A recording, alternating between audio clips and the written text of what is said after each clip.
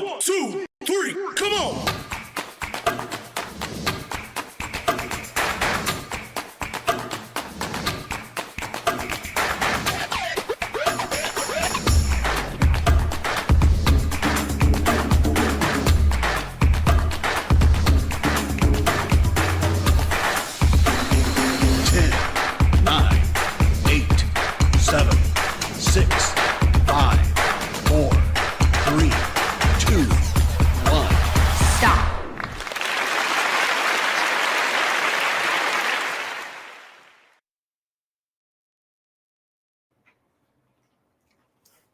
Dun, dun, dun, dun, dun.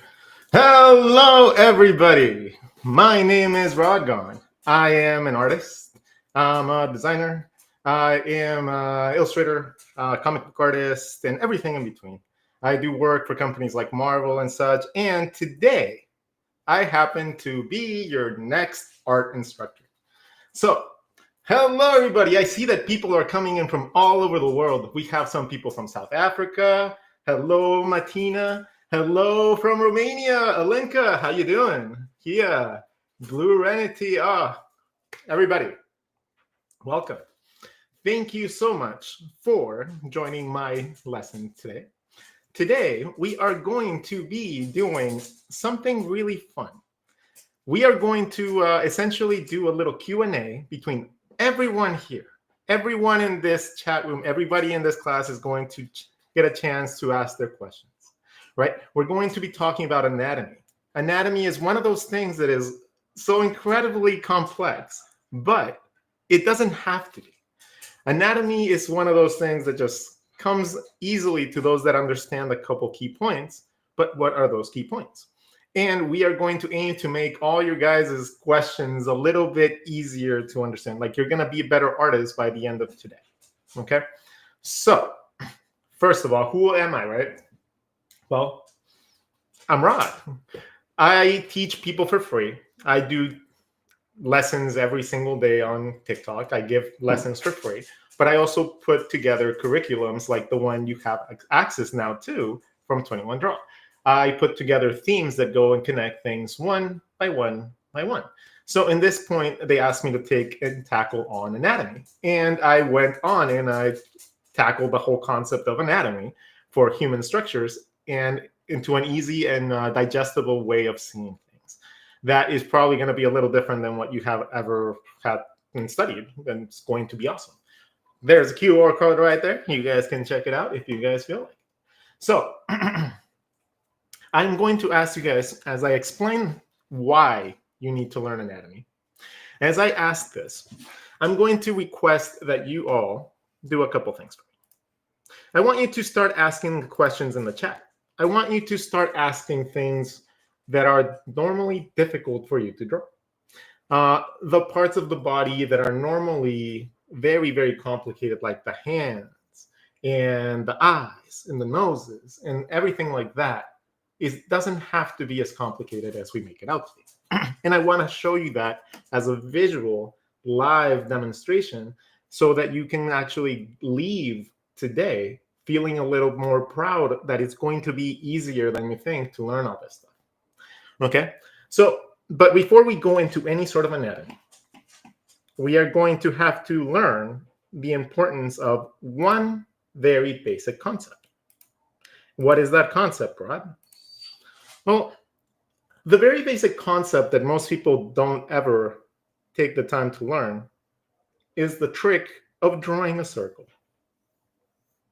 Learning to draw circles without any sort of deviation and learning just to make consistent ones of different sizes, different connecting points, stuff like that.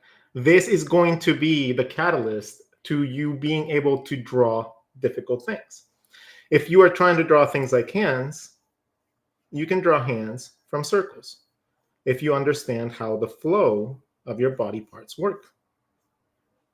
If you have to draw things from other things, anything that you really want to draw can be drawn from a circle. A finger, a leg, anything can be drawn from a circle. Being able to draw consistent circles also gives you a bunch of different things. It allows you to look through your shapes. Feet and hands. No, we'll talk about feet and hands for sure. Let me just explain this real fast. Otherwise, it's not going to make sense. That anything else is like, it's going to seem difficult for you if I don't explain it up front. If you want to delineate any sort of volume, touching two edges of a shape with a circle gives you a couple things. One, it gives you a guideline that goes around, right? It lets you know where things are going to land within that structure. Now, the next thing it does is it tells you how to see through your shape by being able to determine one side of the things, and then we can map something else like an ear or something like that, an arm. And then the other thing that it does, by drawing circles inside of circles, you get surfaces. Those surfaces can be used for perspective and to determine the way that things are pointed. So, knowing that we have those three parts, we're going to go into understanding the body parts a little better. So, the first thing that you guys mentioned was hands and feet. So, let's do some hands and feet based on these concepts. All right, so if you want to draw feet better, you're going to need to understand the concept of your ankles.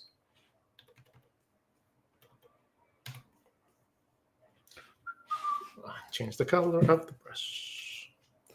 All right. You need to know the color, the shape of your ankles. Normally, whenever somebody's explaining feet, they give you this notion, right? They tell you to draw this, and they tell you to draw like a cylinder, and that cylinder is going to be your pivot point. Clean it up. So this is normally what they teach you.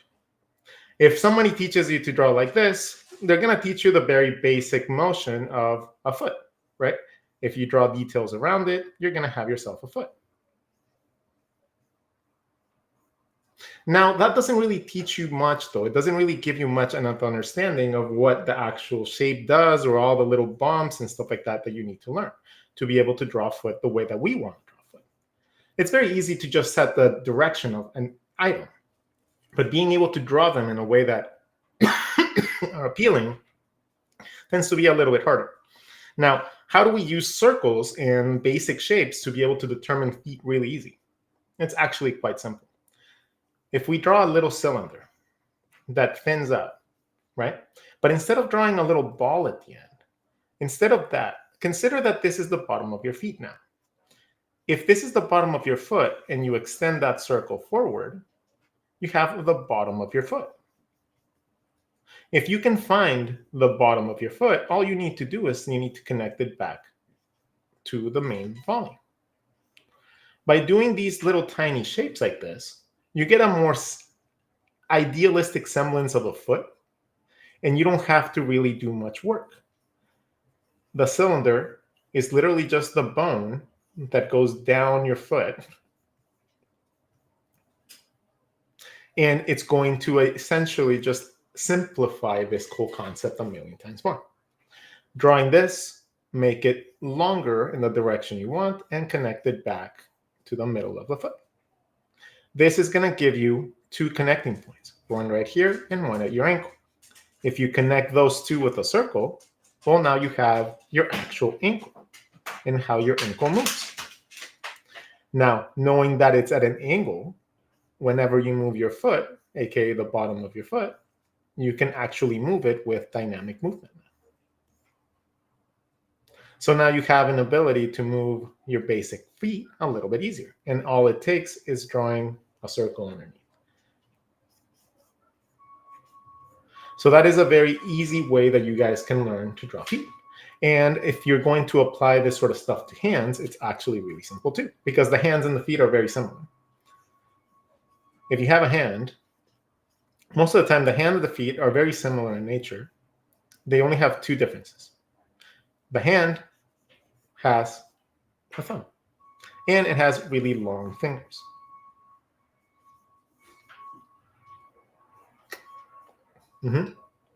A foot has no thumb, and it has really short fingers. That is the only difference between them. Most of the time, they have the same construction and the same general anatomy that is going to keep you being able to use the knowledge that you learn from one that is going to be applied to the other. Okay, so that is going to be a consistently easier way to be able to find your feet and hands. Right? Now, as we look for the next question, we are going to draw a couple of examples of things. Fast question: should I study every body part? No. No. Like I think that the misunderstanding is he's asking if you should learn every single body part. And even though you should learn a generalized form of every body part, I don't think that you should focus most of your time on learning how the muscle fibers and all that stuff works. It's more important to be able to get a very good understanding of where the body parts connect, other than understanding the concept of drawing detail. When you get used to drawing something without detail, something that is just going to be a very standard generic pose, it's very easy to move that around and find out how things connect. The moment that we start adding muscle to a structure that we don't understand, that is when we start getting complications. We don't know where to put some lines. We don't know where to overlap shapes, stuff like that. All that stuff comes from not understanding how body parts connect. So before you go into any sort of detail, like muscles and crevices and bones and stuff like that, before you do any of that, you need to understand how to move your characters at a base form without any complications. And that means also being able to overlap your shapes inside, outside, and moving them. Learning where they connect and the limitations of those areas is what allows you to be able to draw your characters later on with detail in a much better way. So, no, you don't need to learn to draw all of the body parts, but you need to learn how they connect. Ooh, proportions. So let me reassure you with proportions on something. Let me reassure you on something. Proportions mean absolutely nothing, except if you're trying to go with a certain style. Let's say we draw a character like this, a nice little tiny ball character, right? Would that character be right or wrong? Technically, there's no real subjective form of anything. A person like Danny DeVito is literally like, shaped like that. So it's not going to be necessarily wrong. But guess what? Drawing a person that's really tall with long legs is not wrong either. So in between, which one is right? And in my opinion, the only one that's wrong is whenever they're not in the right place. You can draw anything you want as long as it's coming from the right place and it's going to look proper. But if you start taking the time to draw things that don't fit in, then it's going to look weird. But you can draw really, really big arms and legs on characters that don't really require that, as long as you understand where they originate. So being able to know where body parts connect makes it really easy to balloon things out, to make muscles, thin them out, change the shape of them to create different structures, different styles.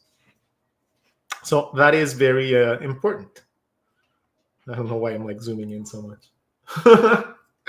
I think it's just a bad habit. So I find perspective hard. So as soon as it's a 3/4 aside, here, let me simplify that for you.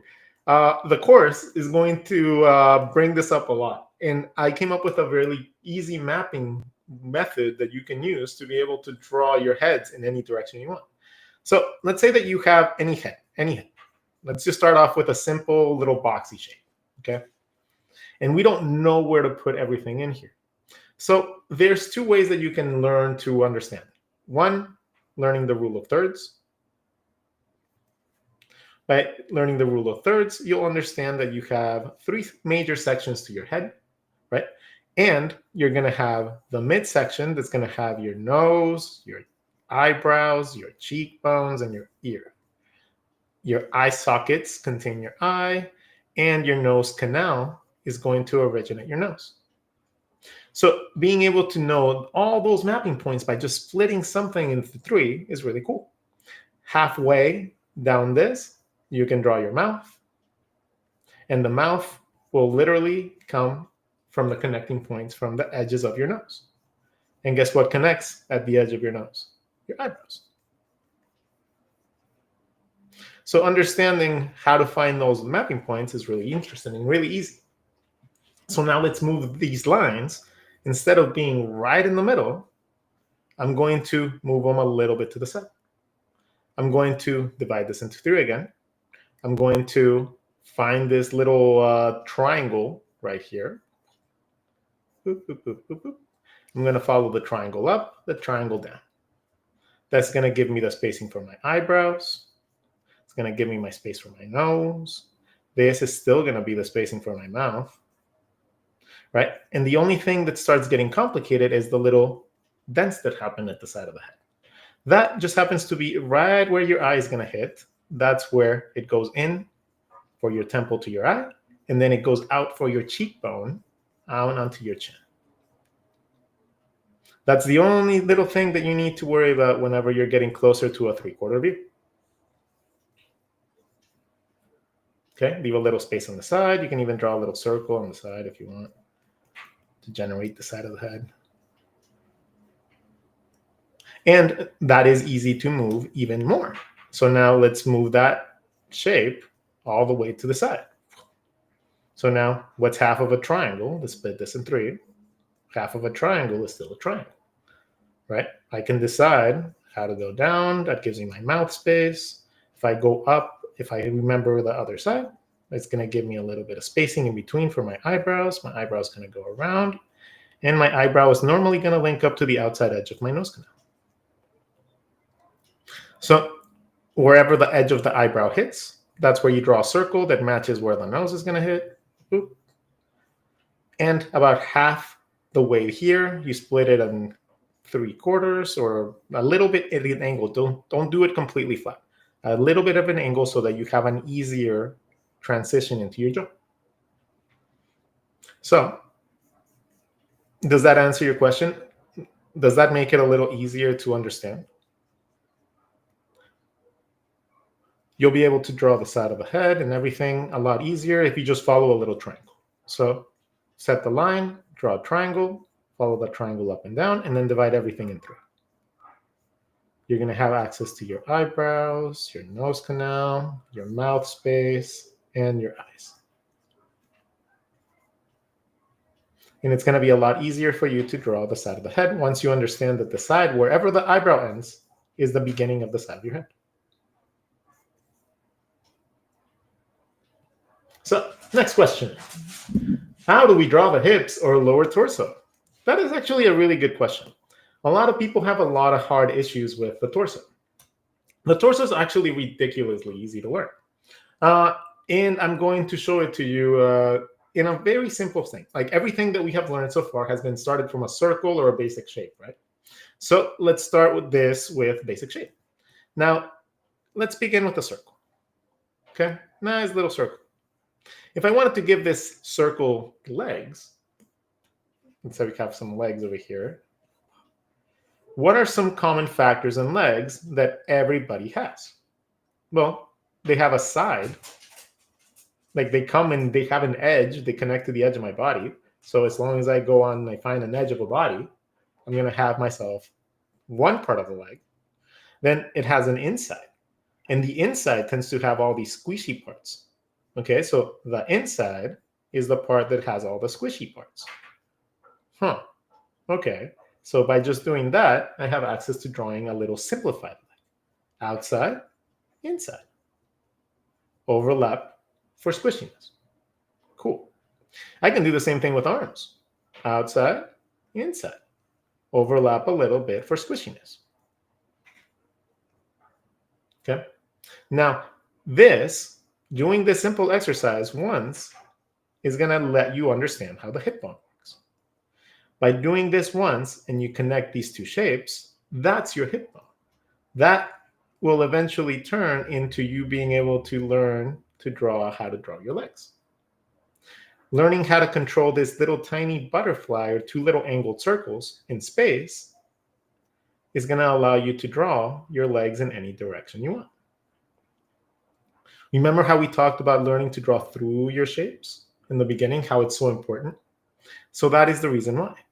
If you want to learn to draw a very simple shape in a different structure, maybe him running or jumping, it's going to consistently be you drawing through your shapes so you can find exactly where the other body part's going to go.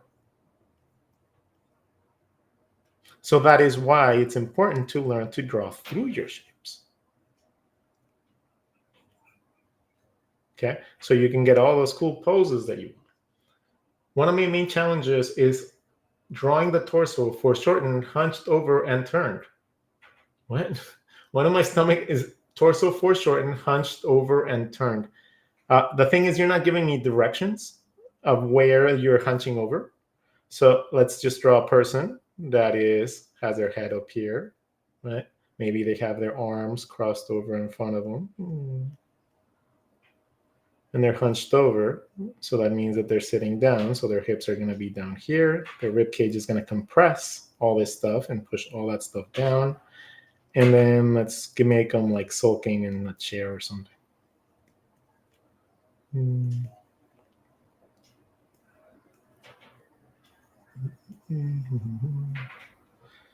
He'll be sitting, he'll be sulking, and he'll be on a desk. So a lot of the times you wouldn't see a lot of the stomach. So if you're like foreshortened and you're making this really, really, really come into the distance, right? You're going to end up in a situation where a lot of the stuff up here, like the arms and the legs and stuff like all this is going to be covering most of the stomach anyways. You wouldn't see most of the stomach. But if you are literally just, let's see, hunched over. Let's draw him hunched over. Okay. You just wouldn't see the stomach. So it's fine if you are excluding the stomach because you wouldn't see it. Most of the arms and the pectorals would be covering most of the detail anyways. It'd be like down here in the middle. If you had like a little beanbag and you bent that in, your belly would be like right here.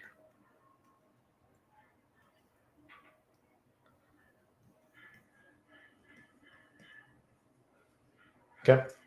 So that's normally why you wouldn't see a person's belly if you were hunched over, because they would be covered by most of the other stuff.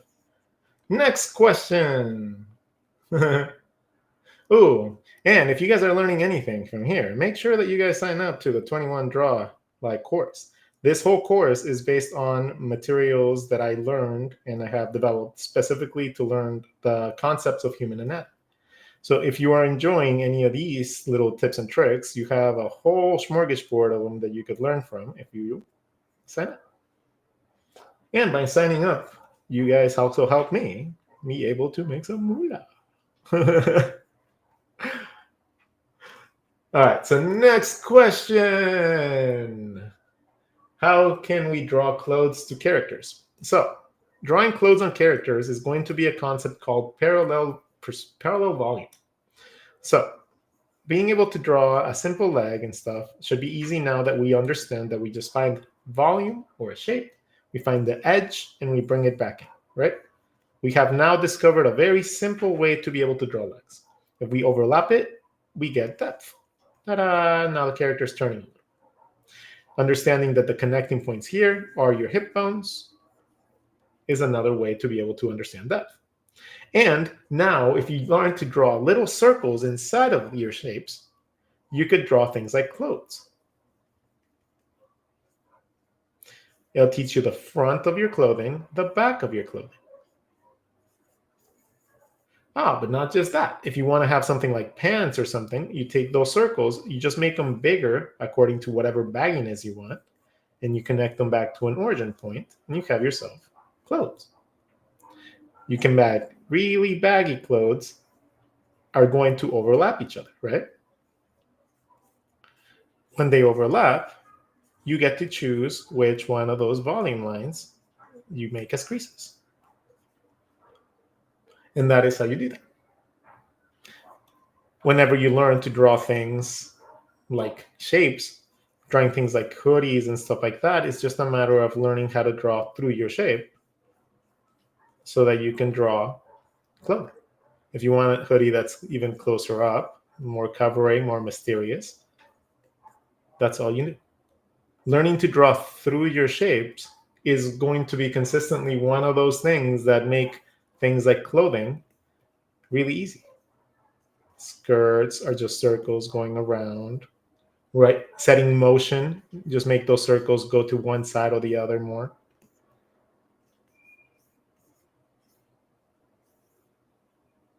Okay, things like pants and shorts are just circles that are a little bit bigger.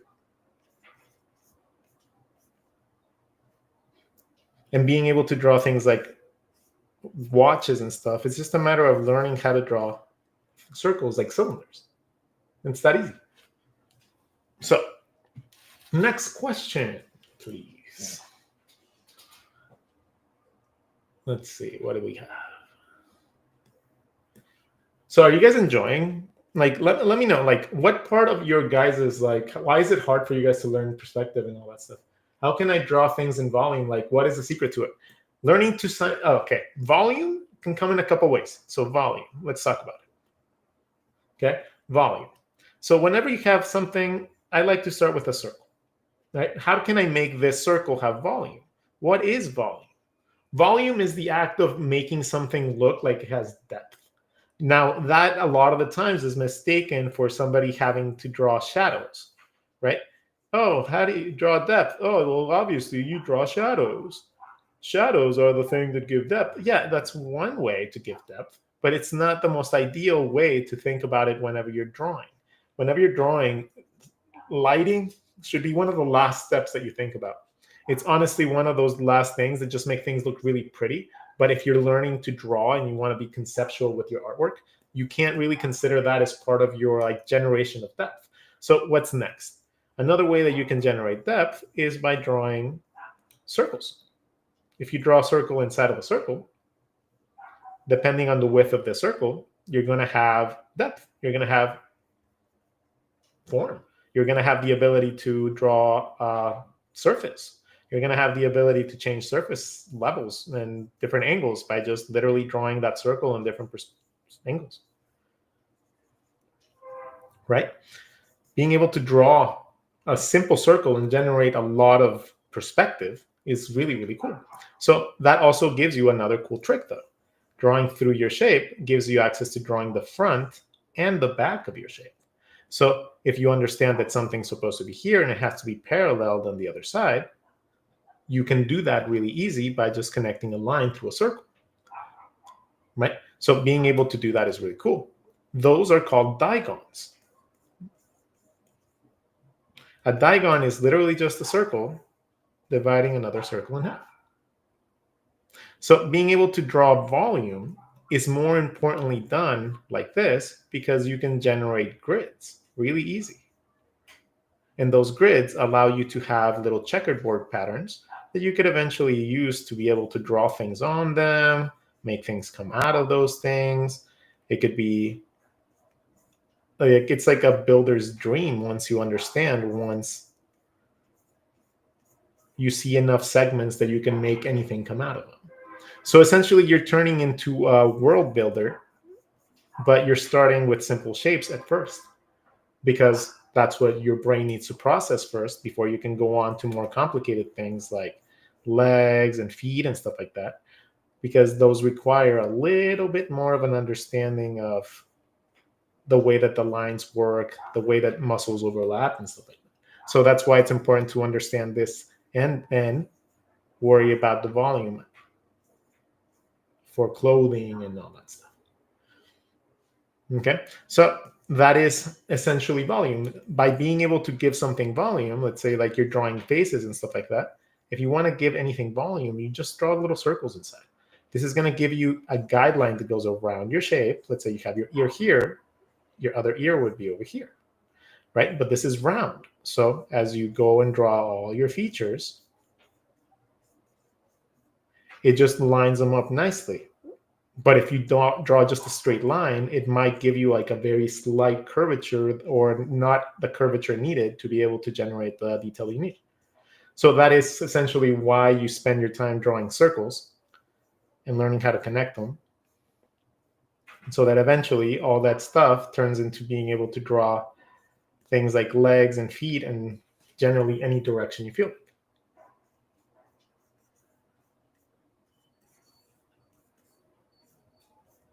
But that is why we do that. So that is essentially concept of volume.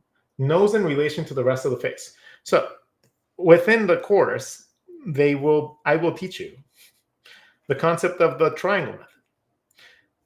If you draw a midline in any head shape and you draw a triangle, that triangle is going to give you a bunch of different things, right? First of all, it's going to be the size of your nose. So if you draw that triangle big on a face, that nose is going to be much bigger. If you draw that triangle small, it's going to be a lot smaller. And that's going to affect the rest of the lines that you draw. That triangle, if you follow that triangle down, it gives you your mouth space. If you follow that triangle up, it gives you the space in between your eyebrows. And wherever you decide to put your eyebrows is going to go around and connect to the bottom of that circle, giving you your eye sockets.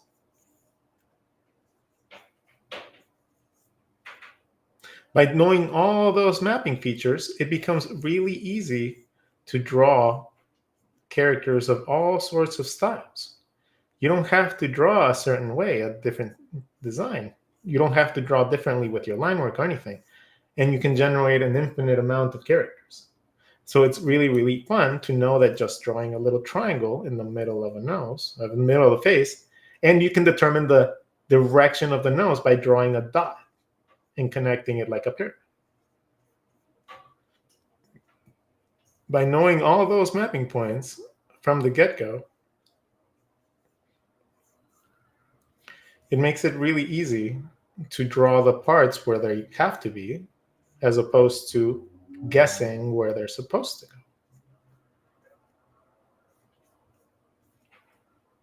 Right? So that's how you normally find the relation of the face with the nose. It can be a really big one. If you have a really big nose, the lines still collide, and you still have to choose where things go. Right? So I was a caricature artist for a very long time. So being able to change these up to anything that you need is very, very useful. And knowing that those lines are always going to align, regardless of what you draw, it makes it really simple to be able to draw characters of all types, with noses of all kinds. Always struggling to draw poses. What if I can't find the reference? Let me teach you the concept of ghosting. Okay? The concept of ghosting is really, really simple. The concept of ghosting, first of all, starts off with simple shapes like this. Okay, don't think about your big, complete structures first, right? If you don't know how to draw every single pose from this little shape, you should take a step back and find out why it's hard for you to do it from this pose, right? Any pose that you're going to draw, regardless of what it is, whee, cannonball, whatever it is that you have to draw, you can draw it from a little simple sphere. If you can't do it from there, then there's a concept in there, like on the flow of things, that you are not quite grasping. And you need to take a step back and see why it's finding it difficult to be able to move a simple shape like this around. Okay, maybe it's just the fact that you lack a little bit of practice with your perspective or something like that, but it shouldn't be that. The pelvis is oddly complex. Oh, we just talked about that right now, but here, let's recap. If you draw a circle, right? Draw a little middle circle, and then draw a little ball at the bottom. From the ledge of the ball to anywhere about half of the way, let's name half the way. We're going to draw a little wing, a little wing. Those little wings give you 2 little circles or ovals. Draw 1, 2, and you have yourself a very basic concept of your leg. Now, what is the beautiful part about doing it like this is that anything you draw from those little circles is going to be useful. You're going to be able to draw anything coming out of those, and they're going to be really, really easy to move, navigate into legs, because that's the concept for your hip bones. Being able to draw legs in any direction is going to be a matter of just understanding those points. If you understand those points, you'll understand your muscles. And it's really, really, really useful to be able to do it. Next question. I saw one before. I just didn't quite grasp it. I didn't see it. If we can put it back, that'd be great.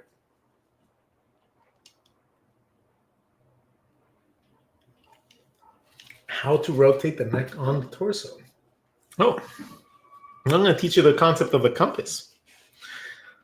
And the compass is really fun. So imagine that you have your head, right? And you start with, let's start with the circle again. Start with the circle.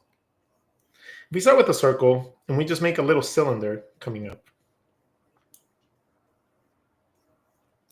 we can have an entire head by literally overlapping this line of that oval into some ears.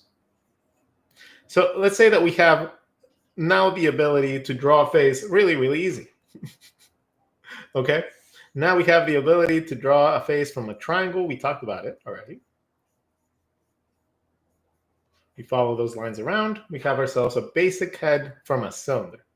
Now, let's say we want to connect this to a rib cage. We want to connect and we want to rotate our neck. The muscles that connect to the middle of the collarbone, the little bone that we are about to draw right here, this is going to be very important for the rotation of the neck. Understanding that the bottom of the ear connects to the bottom of the chin and it connects to the middle of the neck. Now, let's do that again. Let's make a little compass for the bottom right here. Okay. We're going to make a cylinder coming up. But now I want to rotate the face. So when you rotate the face, it's a little bit wider than the front view. It's about a third more wide. So you have this. If we have the same, we add a little bit more, and we have ourselves a profile view. Okay? Oh, I clicked it again. Okay. So now we have, again, the rule of thirds, right? The rule of thirds. We have 1, 2, 3. And then we have 1, 2, 3 going down. So my feature zone is going to be right here. My side of my head is going to be right there. My teardrop is going to be right there. And it's going to connect to my ear around here. This to here is one connecting point. You got to find the other side of the ear. And from there, it wraps around to connect to the other part of the neck. So finding those two connecting points and how they connect back to the middle is how you learn to rotate your neck a little bit easier. And learning how that compass and those proportions work is really, really, really useful. Especially if you want to be able to do character designs and animation and storyboarding, you need to be able to adapt to those type of like little instructions. So now that we know that, let's take a simple circle and a compass for a collarbone. We can choose whatever direction we want our face, as long as we find our ears. When we connect them, they have to connect to the middle. Okay? And as you start learning to add detail and stuff like that to your drawings, that's going to look better and better, and better and better, and better and better as you progress. And that's a really long neck.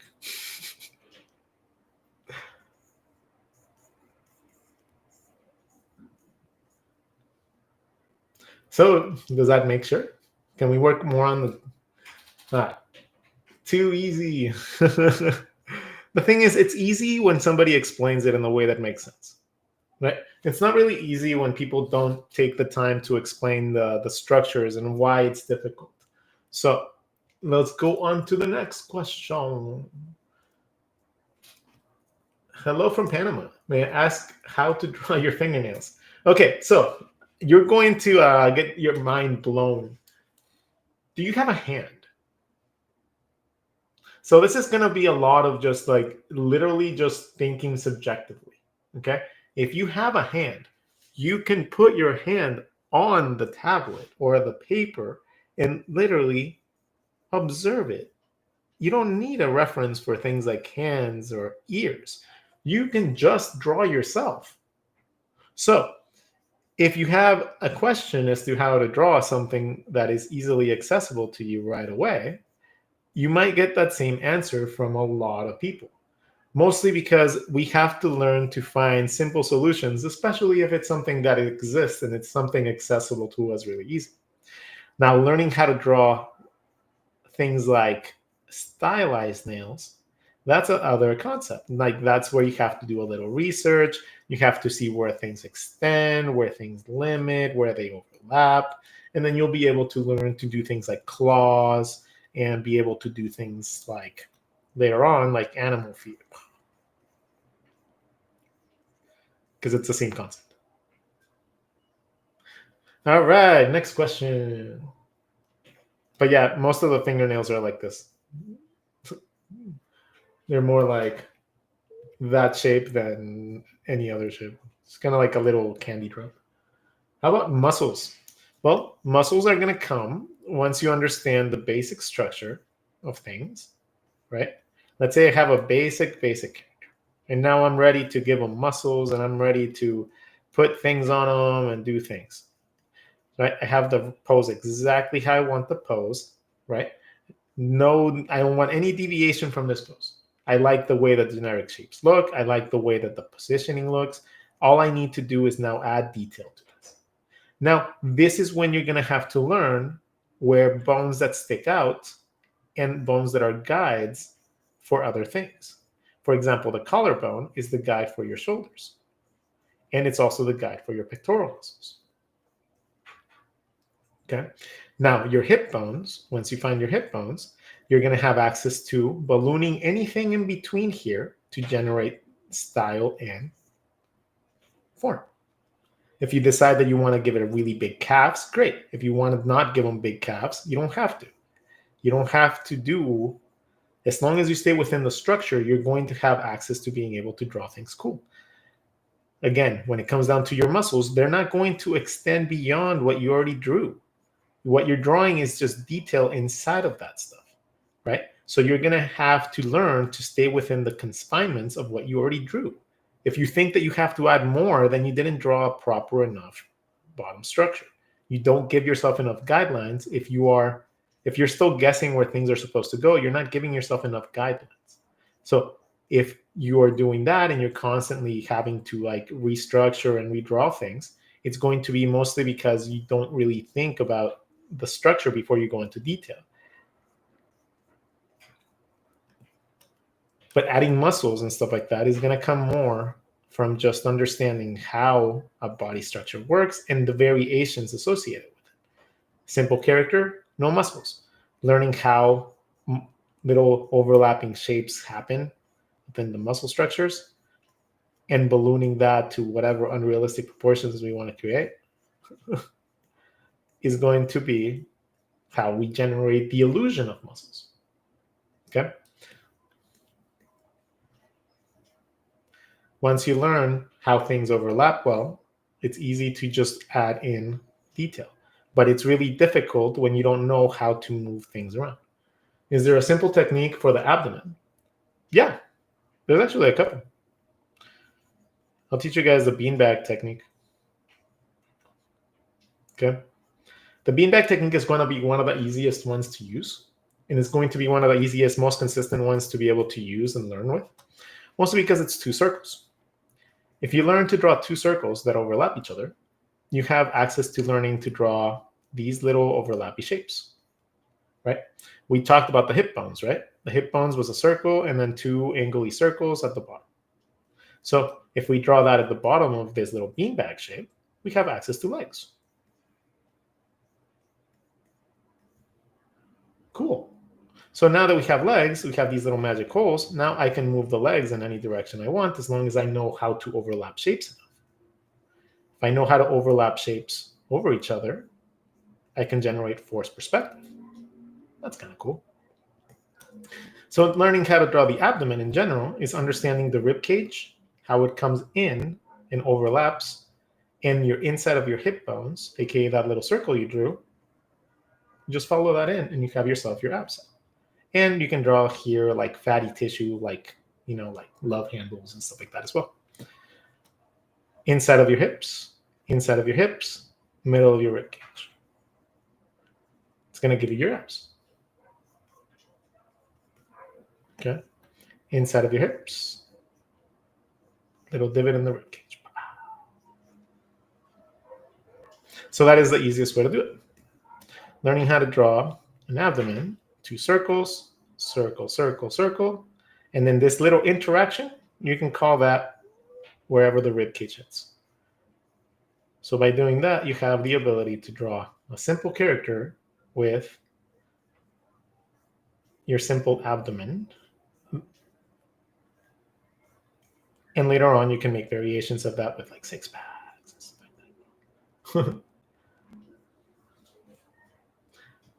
Next one. Yeah, that's not really all that hard. Just 2 little shapes connected by a spine.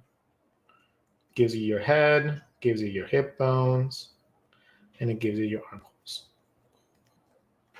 By learning how to do those, at least, just learning how to draw those alone would be an incredible level up for a lot of people. Next question, please. Do you have tips for drawing shoulders in 3/4 view? Mine often look disconnected, like they aren't part of the body. So one of the big factors whenever you're drawing rib cages is that people don't understand that your arms are separate from your rib cage, right? Your arms aren't connected to your rib cage. Well, they kind of are and they're not. If you learn to draw this little shape right here, right? Draw an egg for your rib cage, draw a little circle, and then draw the eye of Sauron, or like a little eye at the top. This is going to give you a compass.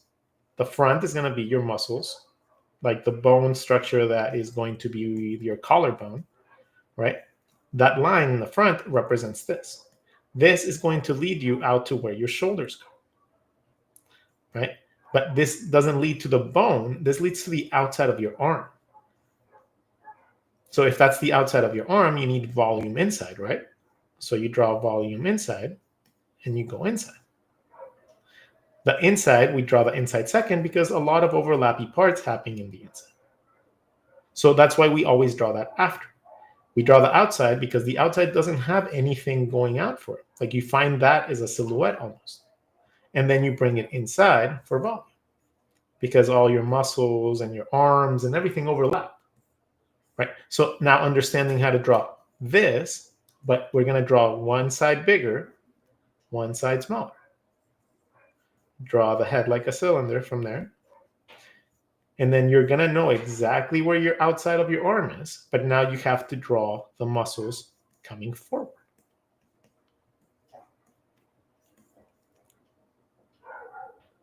So understanding that is going to give you the connecting point that you might be desperately needing. Whenever you are drawing your characters, a lot of the times, most of that placement doesn't work because we are drawing them in the wrong place.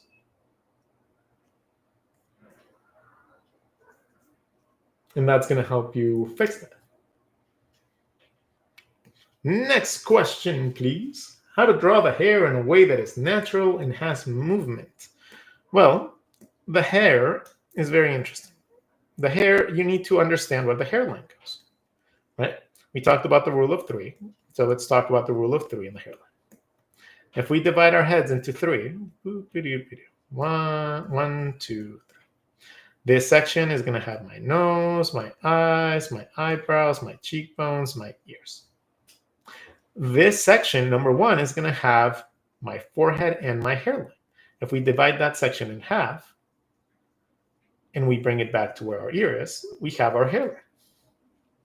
How do we find that in? Whenever we rotate the head, we draw a circle around.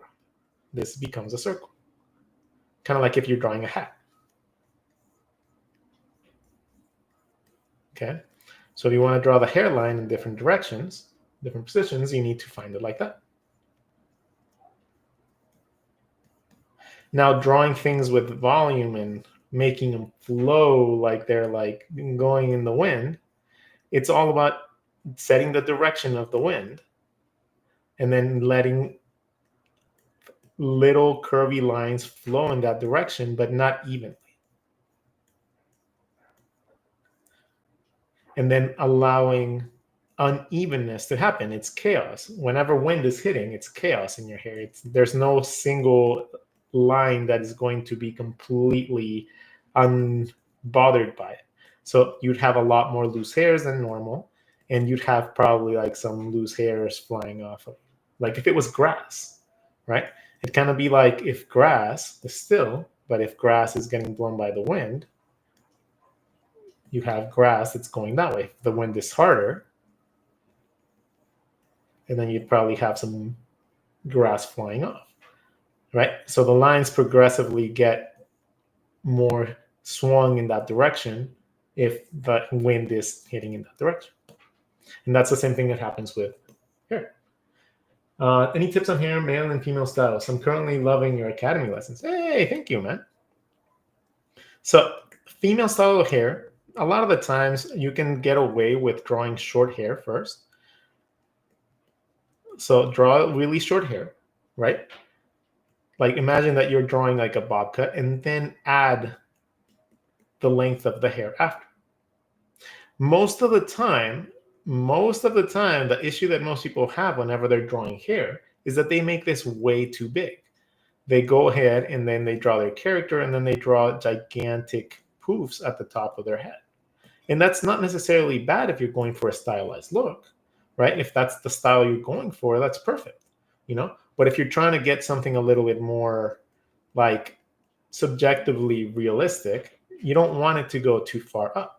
You don't want it to go too far away from the skull because that's not what hair does. Hair doesn't really, the longer it is, the closer it is to your head, unless you have really poofy hair like, you know, like curly hair and stuff like that. A lot of the times it doesn't go very far away from your head. So whenever we're drawing hair, avoid doing the gigantic poofs unless that is the goal that you're going for. Okay? If that's the point, then great. But if it's not, then stop doing it because that's not how it's supposed to go. Next question. I'll make sure that if you guys want to sign up for the class, you guys can always scan the QR code at the top left, and you guys can follow that to what I believe is the course that just released. If I want to learn pinup character drawings, do you recommend any strategies for daily practice? Yes, absolutely. If you're going to go for a very pinup-y look, what you need to understand is proportions of the face. Most of the time, you don't want to have your features nicely in the center. Most of the time, when it comes down to drawing pinups, you want a character with a bigger forehead, right? Most of your features are going to be in the bottom section of your head. Why do we do that? Mostly because it's going to make the character look a little bit more young, and it makes them look a little bit more like young adults rather than making them look like really older people. Again, draw your short hair first, and then draw your longer hair afterwards. Okay? Learning how to stylize the eyes and the noses comes from understanding those body parts. Yes, I know it sounds like very generic information. They're like, oh, you have to go study and learn and observe. But a lot of the times, that is the point. Like a lot of us just draw without any sort of indication to self-critique or in any way, shape, or form trying to improve what we do. We just draw, and if it doesn't look like we want it, we just scrap it. Instead of taking notes and being like, okay, this is about like 2/3 of the face. So if we draw the eyes about that big, that's the style that comes out. But if we draw the style with half of those lines, let's see what happens if it's smaller. Oh, okay, I don't like that. Sort of stuff like that. Those type of thoughts and processes are going to be the thing that keeps you consistently on your toes. And then learning how to do basic shape posing, right, with your little beanbag and different head sizes is going to give you a generalized final look for your designs. So I know that being able to draw little pinup characters is something that a lot of us want to do. And I love teaching this concept and learning and teaching how the overlappy parts of shapes can generate a lot of very visually stunning tricks that make it look like appealing, sexy characters, but you're not really doing much more than just adding basic structures to lines. So, if I had to give one tip as to how to focus more on drawing pinup girls, focus more on learning how the subtlety of your overlapping lines can go along with your basic structures of your body. And that way, you don't have to be doing boxes. Don't draw boxes for girls, for God's sakes. Girls are very curvy. If you draw boxes, you eliminate a lot of that normal, like conceptual, like structure of curves. Like that's the one thing that struggled with a lot too. Like just understanding that curves significantly stronger for building the human characters than any straight line will ever be. Because most of us aren't robots. Next question.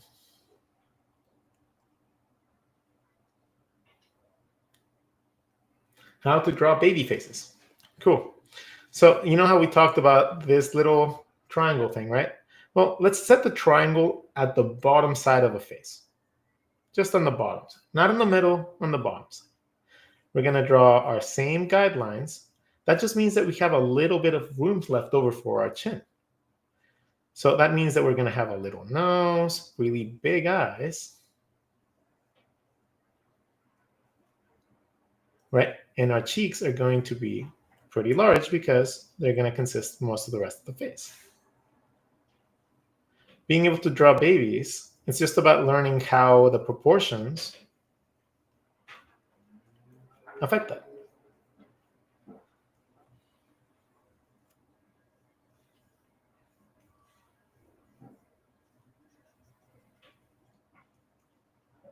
And that is how you would learn to draw babies as opposed to an adult, by having that little teardrop coming from the triangle be longer. If you draw that teardrop longer, even if you draw the eyes the same, the character looks a little bit older. Because you're stretching out the face. So that is how you set age. And if you want to draw somebody really old, you bring that back and you droop the cheekbones, and now you can draw somebody ancient. It's kind of cool, huh? Aging a character. Another lesson that you can learn from the books that we did for 21 Draw. So, next question, please.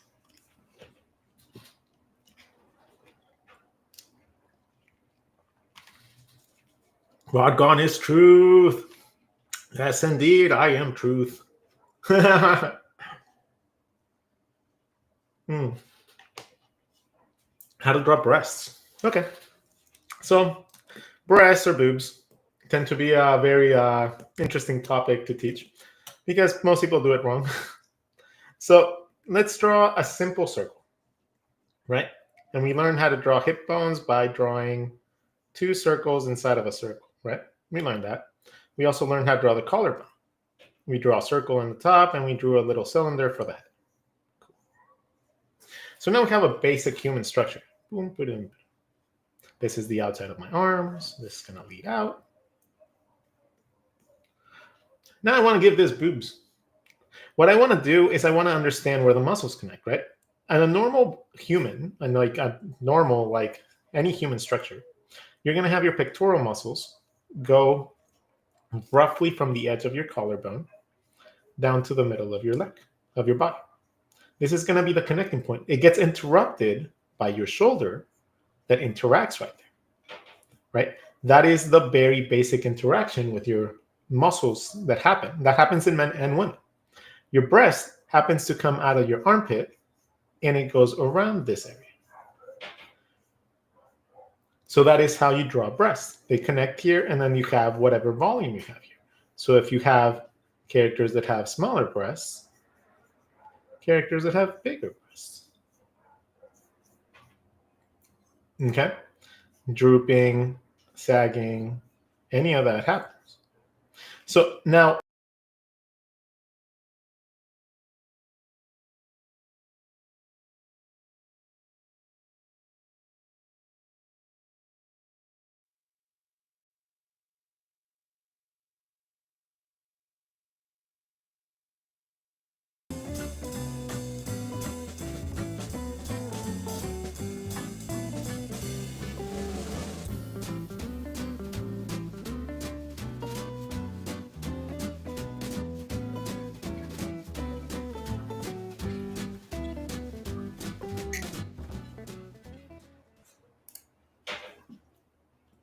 all right. No, Rodgon has not been assassinated. If we can go back to the drawing board, that'd be great, though. All right. So I think it's just because we went over the hour time or something like that. I don't know. But, anyways, for boobs, if you want to learn to draw the boobies a little bit easier, is going to be finding the collarbone and then drawing a little heart from there. And then connecting that back to where your shoulders go. And by doing that, you have yourself access to drawing naturally looking breasts that are going to be able to be drawn in any direction. And that is how you would generate yourself that part of the body. So, next question, please. Hey, Rod, just to let you know that we are over 1 hour. All right. I think we have 30 more minutes, right? I think so. Oh, I love your teaching. So glad I follow this. Hey! So, any questions so far? Like, now, anything... Yeah, I know you guys are asking questions already, but anything that precludes to whatever we have talked about already. If you guys have any questions on that, first of all, you guys can reach out to me on Instagram if you guys have questions and stuff. So I am open to accessing you, like, and talking to you guys about this stuff. Is there any tricks for drawing the character's three-quarter perspective, or is it just a matter of practice? No, I mean, there is a lot of tips and tricks. Learning how to draw a character in three-quarters involves first learning how to draw the character standing forward. Okay? If you learn how to draw a basic character standing forward, we can then move on to learning how to draw three-quarters. I'm just going to draw basic character. There you go. Standing pretty much forward. Now, when you draw somebody three-quarters, you're essentially just moving this midline. Whatever you drew as a midline, you're just moving it over to the side of it. So what happens when you move it to the side? This side gets bigger. This one gets covered. So if we draw this, we draw one side that becomes bigger, one side that gets covered because we move that line a little bit to the side. The rest of the body and everything works the same. Again, this one gets bigger. This one gets covered. Doesn't get smaller, just gets covered. And then you start getting more of forced perspective. Learning how to do that with more complicated shapes, aka for walking poses and stuff like that, it's going to be a matter of understanding that just because you make something smaller doesn't mean that it's off. It just means that it's a different plane of perspective. Okay? The moment that you learn that very basic principle, you're going to be able to do that. So if you guys ever have any questions, you guys can feel free to reach out to me. I am aiming to be the world's #1 teacher. I want to be I don't care about being the #1 artist. I want to be the #1 teacher. So if you ever have any concerns or you guys want to learn some more, you guys can always come join me on my daily streams or check out all my courses that I have on 21 Draw. If you guys buy into the membership, you guys have access to not just my drawing catalog, but you guys have access to a variety of people that have tons of awesome knowledge, and everybody teaches a little bit different. So the beauty of it is that you don't have to draw exactly how Rod draws or how somebody else draws. You can see and pick and choose the best parts of all these methods and be able to draw them the way that you want. Okay? My goal is never to teach a style. I don't want to teach you guys a certain style. I want to teach you guys the foundations and the basic premises that you need to know so that you can apply your own stylization to all these things. That's my goal. My goal is for you to understand and to get it and to be able to be proud of something that you are about to learn. My entire goal as a teacher is to just make sure that you guys are proud about what you're learning. And if I can make it easily accessible and very easily digestible, then it's a win-win-win-win for everybody. Okay? So, is it better to use lumens? I don't think so, but that's my opinion. In my opinion, I'm the better teacher. So it's not an arrogance thing. It's literally the Loomis method becomes a little bit complicated for beginners because it requires you to learn how to curve a line in space. If you don't get taught how to curve a line in space, the Loomis method becomes almost unusable, right? Because you don't have, if you don't know how to make that line work, this is the one simple line that it just becomes really complicated when it can be found really easy by finding all the other mapping points, right? If you understand the side of the face, the front of the face, and you understand the placement for your jaw, the Loomis line or whatever you want to do it to make it a little bit more like Loomis method becomes really simple to understand. But trying to do that from the get-go, especially for a beginner, becomes incredibly difficult and complex, especially because it's not really incredibly intuitive to the anatomy. It's just placement theory, in my opinion. I don't know, but that's just me, though. I never understood those methods, so that's why I don't never apply them. I came up with my own because it never made sense. How to draw the sole of the foot from below in a different perspectives. So the bottom of your foot is very interesting. You have your little jelly bean that contains your padding for your foot, and then you have your ankle. If you think about it like this, think about it like a big jelly bean that's going to be bigger towards your thumb side, okay? And then on your ankle, you just think about it like this little pill and you connect. By doing that, you can divide your foot into three, 1, 2, 3, and then make one of them your toe. The other two become where your other fingers go. Now, your ankle is going to be the thing that connects to the rest of your body, right? So if you want to connect that part of the foot to anything else, you need to learn how your ankle connects. If you want to do forced perspective and stuff like that, that is what you're going to have to learn to do.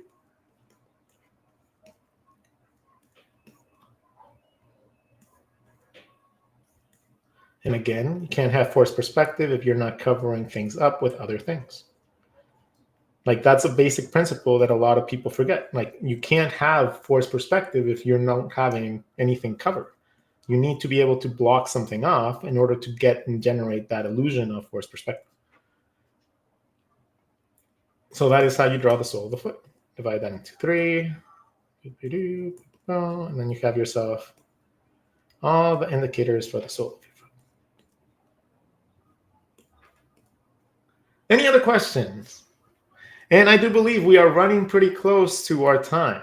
So if an answer can please let me know at a 5-minute timeline. And we will answer one last question when they say that, and then we'll take off. How can I make expressions without appearing to change my character? Well, it's going to be consistency. So let's say that you have a same character. And again, this is something that can be practiced with a very simple shape, like a very simple sphere with a little happy face. Okay? If you set a happy face, can you make that happy face have different expressions without it changing? Probably pretty easy, right? The only issue with drawing more detail is that we forget where all that detail goes. So regardless of any sort of stylization you choose, like angle, let's make this one really weird. Whatever you decide to add detail, it doesn't change the direction of everything. It doesn't really do anything. You still have the ability to draw that same expression regardless of how much detail you decide to draw. So most of it is going to come from your eyebrows and your eyes interacting. Okay. If your eyebrow is down, it's going to cover a little bit of your eye, therefore generating an aspect of maybe anger or fear or something like that. Right? If you draw those, but you draw them the opposite way, now you have something like sadness or preoccupation. If you alternate them, you can get complicated, like confusion and stuff like that. So keeping your character shapes consistent is what keeps your character looking the same. It's not the expression that's changing that look. It's literally probably you just drawing the shapes differently or slightly off, and therefore it doesn't look like the same character because it might be slightly off, and that tiny minuscule amount of change changes everything. Right? So being able to draw consistent shapes is one of those aspects that you don't think you have to work on a lot, but it's going to consistently make your drawings better. Now, any more questions? Love your teaching. So glad I follow you. Yay! Oh, well, you are quite a sweetheart. Everybody knows that the route to my heart is my ego. Yeah. So one thing that I would love to tell you guys before we sign off, and this is something that I love telling everybody, because before I didn't have a platform and I was not able to teach people and tell people. But now I'd like to inspire people before I leave or before I sign off with anyone that I go and talk with. And the way that I'm going to do it with you guys is I'm just going to explain to you guys how beautiful your brain is. Okay? So your brain has the ability to hallucinate beautiful little things, right? Your brain in particular, being an artist, has the ability to also print out those little thoughts and put them onto paper or digital or whatever method you use. You have the ability to bring out little hallucinations that you think about. Now, all these things that you think about and you draw has never been drawn by anybody else in life. Maybe they made versions of their own thing, but nobody has ever really taken the time to draw the thing that you draw. You are drawing original creations every single day. And we often don't think about how incredibly difficult it is to even just pick up a pencil and be able to do that. So I want you to leave this chat, not just with a little bit more knowledge, but I want you to also realize that you have a beautiful gift. And I like to call it the Midas touch of beauty, right? I like to call it the Midas touch of beauty because anything that any artist touches with the intent of making more beautiful tends to become more beautiful. And that is going to be a big semblance in your art.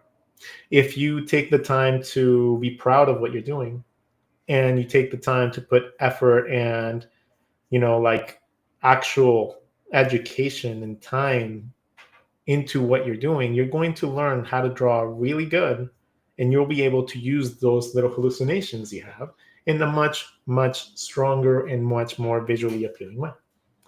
Understanding is the basis of everything. Understanding and not just simply replicating. Understanding is awesome, right? It unclicks and unlocks a lot of little things that you might be bypassing because you just are afraid to make mistakes. And with that, my friend, okay, love you all. Thank you so much for tuning into this chat. You are all friends in my book. Anybody that draws, anybody that creates, anybody that even remotely likes to pick up a pencil is one of my friends. If you ever need any help, please reach out to me. I like helping people, and I take suggestions from everyone for our daily streams, right? So be able to come learn new things all the time. Go learn all the structured stuff that I have set with 21 Draw. You guys have a lot of stuff that you guys can learn. And not just this anatomy lesson, but you guys can learn about animals. You guys can learn about the fundamental stuff that I taught at first, how to make your characters come alive. And then go on to other teachers and man, yeah. But anyways, thank you so much. You guys are an absolute delight. I love you all. And I'll see you guys in the next video. All right. Better Gators, enjoy the course, and I'll see you guys next time.